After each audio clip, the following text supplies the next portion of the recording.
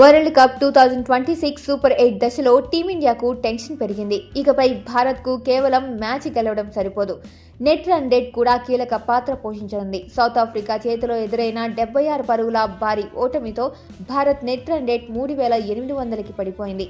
Group 1లో భారత్కు Zimbabwe, వెస్టిండీస్తో ఇంకా 2 కీలక మ్యాచ్లు మిగిలి ఉన్నాయి. సెమీఫైనల్ చేరాలంటే ఈ 2 మ్యాచ్లలో తప్పనిసరిగా గెలవడమే కాకుండా నెట్ రన్ రేట్ను భారీగా మెరుగుపరచాల్సిన అవసరం ఉంది.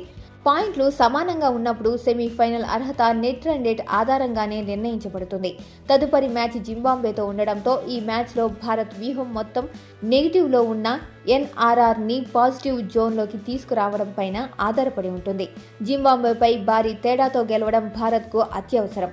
భారత్ ముందుగా బౌలింగ్ చేస్తే ప్రత్యర్థి తక్కువ స్కోర్కే కట్టడి చేసి లక్ష్యాన్ని చాలా వేగంగా ఛేదించాలి. టార్గెట్ చిన్నగా ఉంటే తక్కువ ఓవర్లో ఛేదించడం సులభం అవుతుంది. అయినప్పటికీ బ్యాటింగ్లో దూకుడుగా ఆడాల్సిందే. మొదటి మ్యాచ్లో భారత్ ఆలౌట్ కావడం వల్లే నెట్ రన్ రేట్ తీవ్రంగా పడిపోయింది. అందుకే ఇకపై ప్రతి మ్యాచ్లో భారీ గెలిపే లక్ష్యంగా భారత్ బరిలోకి దిగాల్సి ఉంటుంది.